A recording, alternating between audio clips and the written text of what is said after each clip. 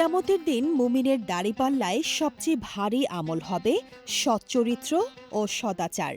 রাসূলুল্লাহ সাল্লাল্লাহু আলাইহি ওয়াসাল্লাম বলেছেন, কিয়ামতের দিন মুমিনের দাড়িপাল্লায় সচ্চরিত্র ও সদাচারের চেয়ে বেশি ওজনের আর কোনো জিনিস হবে না, কেননা আল্লাহ তাআলা অশ্লীল ও কটুভাষীকে ঘৃণা করেন।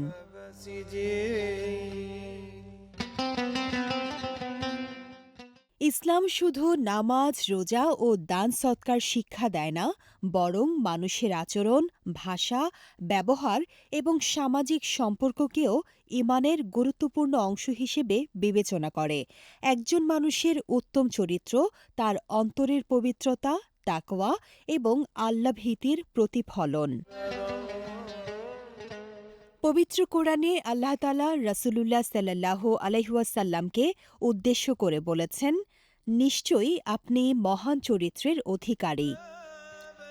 নবীজি সাল্লাল্লাহু আলাইহি ওয়াসাল্লাম তার জীবন দিয়ে দেখিয়েছেন কিভাবে দয়া, ক্ষমা, নম্রতা এবং সহনশীলতার মাধ্যমে মানুষের হৃদয় জয় করতে হয়। বর্তমান সময়ে অশালীন ভাষা, কটূক্তি, বিদ্রূপ ও রূঢ় আচরণ সমাজে ব্যাপকভাবে ছড়িয়ে পড়েছে। অথচ রাসূলুল্লাহ সাল্লাল্লাহু আলাইহি ওয়াসাল্লাম বলেছেন, মুমিন গালি দেয় না, অভিশাপ করে না, অশ্লীল কথা বলে না এবং কটু স্বভাবও নয়। উত্তম চরিত্র পরিবারের শান্তি আনে, সমাজে সম্প্রীতি সৃষ্টি করে এবং মানুষের মধ্যে ভালোবাসা ও শ্রদ্ধাবোধ গড়ে তোলে। একজন সদাচারী মানুষ তার আচরণের মাধ্যমে মানুষের হৃদয়ে স্থান করে নেয়, যা আখিরাতে তার জন্য বড় সম্পদ হয়ে দাঁড়াবে। রাসূলুল্লাহ সাল্লাল্লাহু আলাইহি ওয়াসাল্লাম আরও বলেছেন, তোমাদের মধ্যে আমার কাছে সবচেয়ে প্রিয় এবং কিয়ামতের দিন আমার সবচেয়ে নিকটবর্তী হবে তারা, যারা চরিত্রে উত্তম।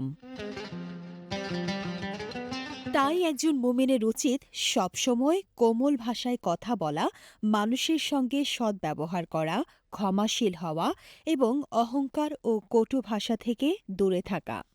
কারণ কিয়ামতের দিন ধন সম্পদ, বংশমর্যাদা বা সামাজিক পরিচিতি কোনো কাজে আসবে না।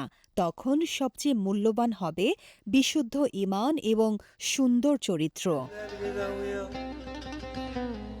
সুতরাং একজন মানুষের প্রকৃত সৌন্দর্য তার চেহারায় নয়, বরং তার চরিত্রে।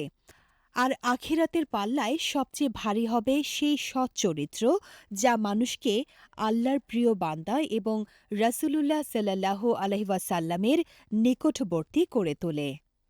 বিজয় টিভি নিউজ ডেস্ক।